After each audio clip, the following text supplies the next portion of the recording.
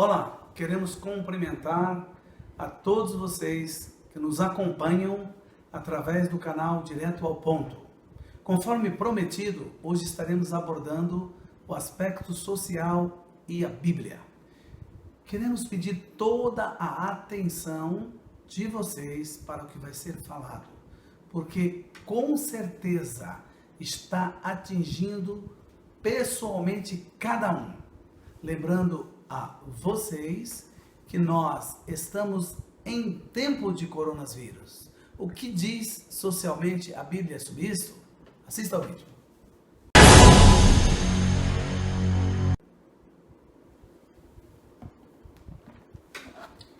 Vejamos o que diz a palavra de Deus sobre esta temática social. Atos dos Apóstolos, capítulo 4, versículo 34, diz assim: Não havia, pois, entre eles necessitado algum, porque todos os que possuíam herdades ou casas, vendendo-as, traziam o preço do que fora vendido e o depositavam aos pés dos apóstolos.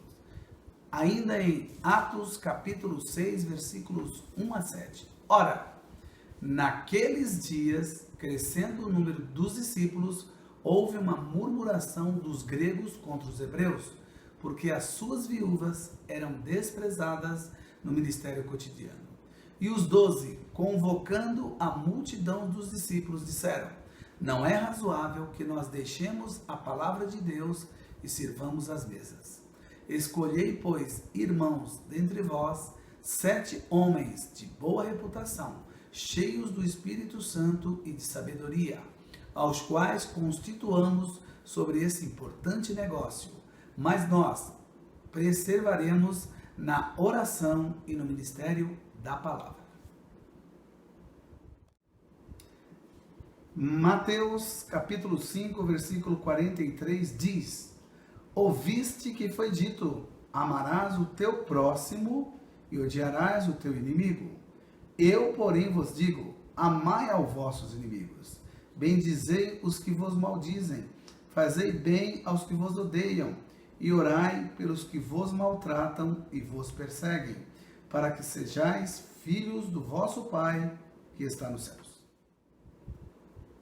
Bem, a que conclusão chegamos da definição social que a Bíblia nos dá? Vejamos. Jesus disse: amarás ao teu próximo como a ti mesmo, e amarás ao teu Deus de todo o teu entendimento, de toda a tua força e de todo o teu coração. A conclusão que nós chegamos, que a definição social de Jesus é o amor. O que isso quer dizer? Como foi que começou o ministério de Jesus? Se nós lermos a palavra de Deus, nós vamos perceber que há 2 tipos de evangelho. O evangelho audível e o evangelho visível. Jesus nunca começou pregando pelo evangelho audível. Ele sempre começou fazendo, principalmente, milagres. Será que Jesus fazia estes milagres com o objetivo de se, digamos assim, projetar como um líder, como alguém de destaque na sociedade? Tinha Jesus alguma visão econômica daquilo que ele fazia, alguma visão política daquilo que ele fazia? Ou o único objetivo de Jesus ao fazer os seus milagres, socorrer pessoas, era demonstrar o amor de Deus pelo ser humano? O que nós vemos nos dias de hoje? Vamos para a sociedade. Uma série de ONGs, igrejas, fundações, atuando na área social. Mas eu faço uma pergunta: qual é o objetivo? Será que é tirar de si mesmo aquilo que tem e dar ao seu próximo com o objetivo de alegrar os corações dessas pessoas? Ou esta ajuda, como nós temos visto nos nossos dias, tem um custo altíssimo? Vejamos os escândalos, e eu não vou falar em denominação, porque tem ido de uma esfera até outra. Denominações que montam fundações, ONGs, ou outro tipo de assistência social bilionárias. E quando nós menos esperamos, escândalos e mais escândalos, mostrando que estas instituições nada mais fazem do que recolher a custo zero milhões, dão migalhas em troco daqueles que deveriam ser ajudados e atingidos, e enchem os seus bolsos, ficando cada dia mais ricos. Que diferença ao traçarmos um paralelo com Jesus Cristo. A sociedade cada vez mais pobre, e aqueles que deveriam ajudar estas pessoas pelas posições que ocupam estão cada vez mais ricas. Em tempos de coronavírus, daqui a pouquinho nós vamos abordar esta situação. Leiamos o que está no livro da Palavra de Deus, no capítulo 6 do livro de Mateus, e versículo 1. Guardai-vos de fazer a vossa esmola diante dos homens, para serdes vistos por eles. Aliás, não tereis galardão junto de vosso Pai que está nos céus. O que nós podemos deduzir desse verso? Quando você faz o bem para alguém, quando você socorre uma pessoa, não há necessidade de se trombetear, ou seja, se divulgar, dar publicidade. Porque Jesus às vezes proibia que as pessoas que recebiam o seu milagre divulgassem esses milagres. Porque o objetivo de Jesus não era dar ênfase no milagre, mas através daquele gesto, conduzir a pessoa para a salvação. Hoje há um equívoco muito grande. Nós temos dois tipos de evangelho pregados. O primeiro, evangelho de prosperidade, que ao contrário do que se vê, não enriquece e nem beneficia a pessoa que procura, mas sim aquele que está prometendo essa oportunidade. Olha, se você tem um carro, dê para a igreja que você vai ganhar 2, 3. Se você tem uma casa, doe para a igreja que você vai ganhar 2, 3. Se você der um dízimo dobrado, um trízimo, você vai ser muito abençoado. Esse é o evangelho da prosperidade. Agora nós temos o evangelho de salvação, ou seja, o evangelho de eternidade. O evangelho que conduz você ao caminho do céu. Esse é o evangelho que Jesus pregou, evangelho do reino. Ele fez muitos milagres, sim, socorreu muitas pessoas, sim, mas com qual objetivo? O objetivo era conduzir as pessoas ao reino de Deus, concluindo, a salvação. Você não vê as igrejas hoje pregando, prepara-te, Cristo vem. São raríssimas as igrejas que estão focadas na volta de Jesus. E nós acabamos de falar sobre dois aspectos. Um foi o moral e hoje o aspecto social, que está conduzindo tudo para o quê? Para as palavras do Cristo. Se nós lermos lá Mateus 24, nós vamos ver que está se cumprindo cada palavra, inclusive sobre falsos cristos e falsos profetas. O que o mundo vê como social? Ajudar indivíduos. Mas por trás dessa pseudo-ajuda, nós recebemos o quê? As amarguras de ver escândalos e mais escândalos envolvendo instituições religiosas e pessoas que se passam por pessoas que estão servindo a Deus. Agora há pouco tempo nós tivemos um cidadão aí que chamava João de Deus, e nós sabemos o que esta situação, digamos assim, o constrangimento que criou para várias mulheres e para vários seguidores desta pessoa, os escândalos que ele proporcionou. Mas não é só ele, e não é só uma denominação. Se nós formos analisar, todas as instituições religiosas, vira e mexe, pipoca um estouro. Agora, vejamos bem, é um sinal profético esses escândalos e esses fatos? Sem dúvida. Jesus afirmou que viria o quê? Falsos cristos e falsos profetas. Doenças, terremotos, guerra, rumores de guerra, e vamos parar nas doenças. Por quê? Porque nós estamos em tempo de coronavírus. Coronavírus surgiu, pelo menos é o que nós temos conhecimento na mídia, na China.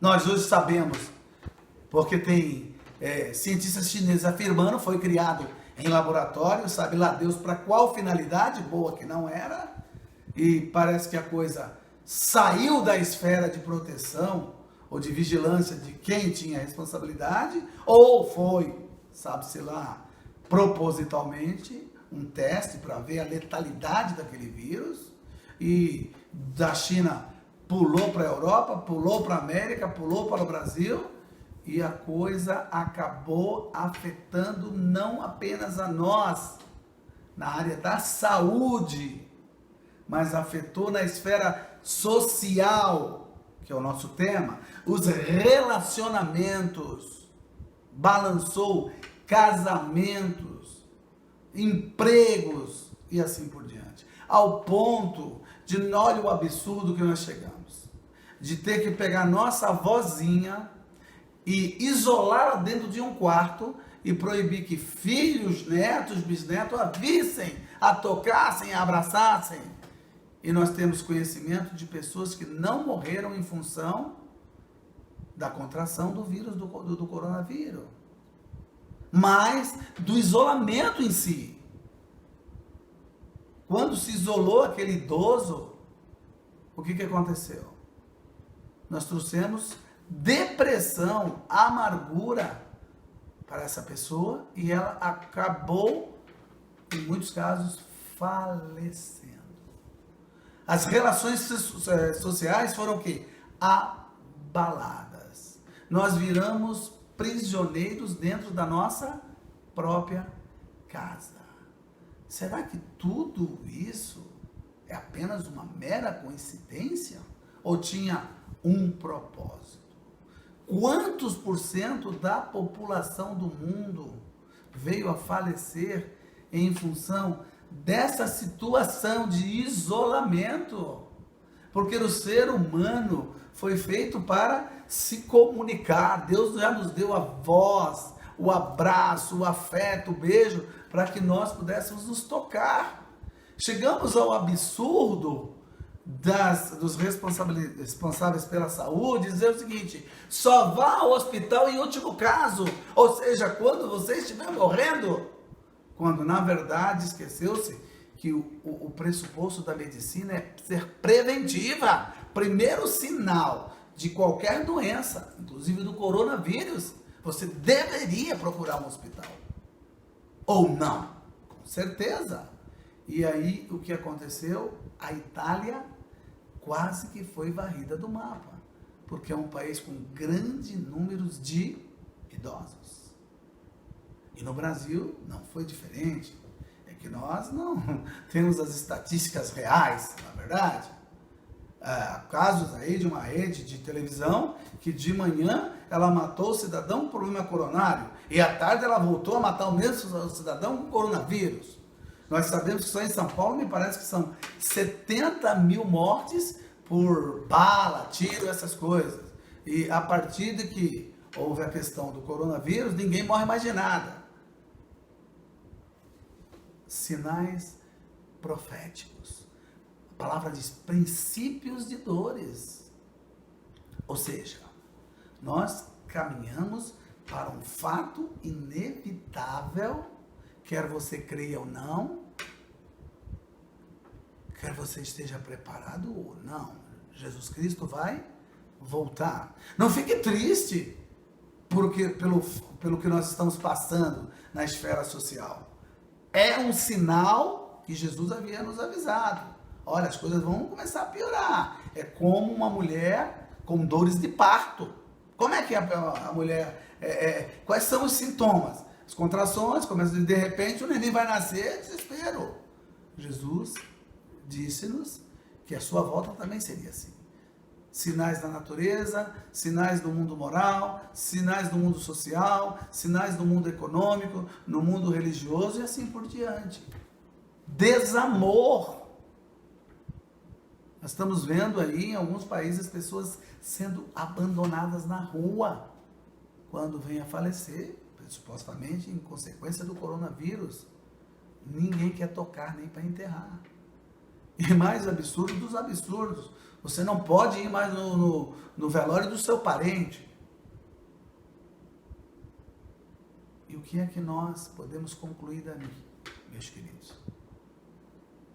Sinais sociais, desagregações de família, perda de emprego e não se iludam, o mundo não volta mais a ser o que era. As empresas já descobriram que é muito mais vantajoso para eles manter 2, 3 funcionários nas suas casas, home office. A despesa é menor e a produção é maior. E hoje nós temos o que? Vigilância 24 horas. O cidadão lá de uma central, ele vigia você dentro da sua casa. E não se iludam, chegará o tempo que nós vamos receber por produção. Quantas horas você trabalha hoje? 3 horas. Recebe por 3 horas. Você aí deve estar me perguntando, qual é a solução? Você apresentou o problema. O problema nós já conhecemos. Qual é a solução? Vamos ver o que diz a palavra de Deus. Capítulo 14 do Evangelho segundo São João diz assim: não se turbe o vosso coração, crede em Deus, crede também em mim. Na casa do meu pai há muitas moradas. Se não fosse assim, eu vou-lhe teria dito: vou preparar-vos lugar.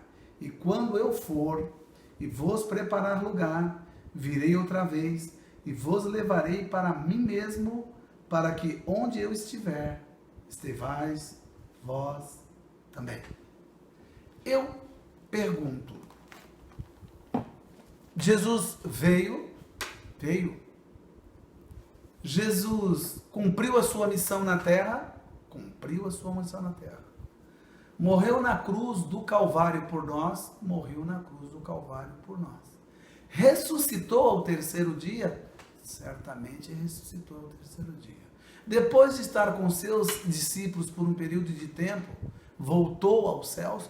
Voltou aos céus. E hoje, onde está Jesus? Jesus está nos santos dos santos, fazendo a obra expiatória. Então você me pergunta, qual a solução? A solução, meus queridos, está na palavra de Deus. Se todos nós estivéssemos lendo a palavra de Deus, nós teríamos as respostas que estão em nossas mentes e corações. muitas pessoas não teriam morrido de depressão, não teriam morrido de uma série de doenças psicossomáticas que a assolaram nos tempos de coronavírus, Covid-19. E o que ocorre então? Eu creio que Jesus Cristo permitiu esta situação, ou seja, de coronavírus, que afetou literalmente o mundo inteiro, para que nós pudéssemos ter um tempo, primeiro, para os nossos filhos, para a nossa esposa, para a nossa família. Havia pessoas aí trabalhando 16, 17, 18 horas e ainda chegavam em casa, se trancavam em seus home offices e continuavam trabalhando. Com essa situação, com esse choque, as pessoas começaram a dar valor a coisas que já não se davam mais. Aquele bom dia, aquela boa tarde, falar com o seu vizinho, conversar com o seu filho. E eu penso mais ainda. Deus permitiu que houvesse essa situação para que nós pudéssemos ler a palavra de Deus, meditar na palavra de Deus, precrustar a palavra de Deus, ou seja, ir ao fundo, porque todas as respostas para os nossos questionamentos estão aqui dentro. Tanto é que, se você observar, Hollywood faz vários filmes que, se você conhecer a palavra de Deus, você vai ver que tem embasamento. Geralmente é filme sobre o fim do mundo, invasão de alienígena, mas se você perceber, desenhos, todos com fundo bíblico. Está mascarado? Está, mas está lá. Porque lá há pessoas que estudam a palavra de Deus. Lá há pessoas que conhecem a palavra de Deus. E subliminarmente, eles criam filmes, criam peças teatrais, criam uma série de atos, ou melhor, de atividades artísticas, que tem como fundo ou a mensagem, ou mesmo o próprio script, a palavra de Deus. E você e eu estamos tendo a oportunidade de lermos, de estudarmos e de buscarmos na palavra de Deus as respostas para aquelas perguntas irrespondíveis. Então eu vou fazer um apelo a todos aqueles que nos ouvem. Se você precisar, contate-nos para que possamos conversar, pesquisar a Bíblia, tirar dúvidas, porque o momento de preparação para a vinda de Jesus é agora. Os sinais estão aí em todos os setores da atividade humana e principalmente no mundo econômico, que será o tema da nossa próxima pregação. Eu agradeço a todos vocês que ficaram conosco até aqui e até a nossa próxima, nosso próximo tema no nosso programa Direto ao Ponto. Eu preciso aprender um pouco aqui, preciso aprender um pouco ali. Eu preciso aprender mais de Deus, porque Ele é quem cuida de mim. Se uma porta se fecha aqui, outras portas se abrem ali. Eu preciso aprender mais de Deus, porque Ele é quem cuida de mim. Deus cuida de mim. Deus cuida de mim na sombra das suas asas. Deus cuida de mim. Eu amo a sua casa e não ando sozinho, não estou sozinho, pois é. de mim.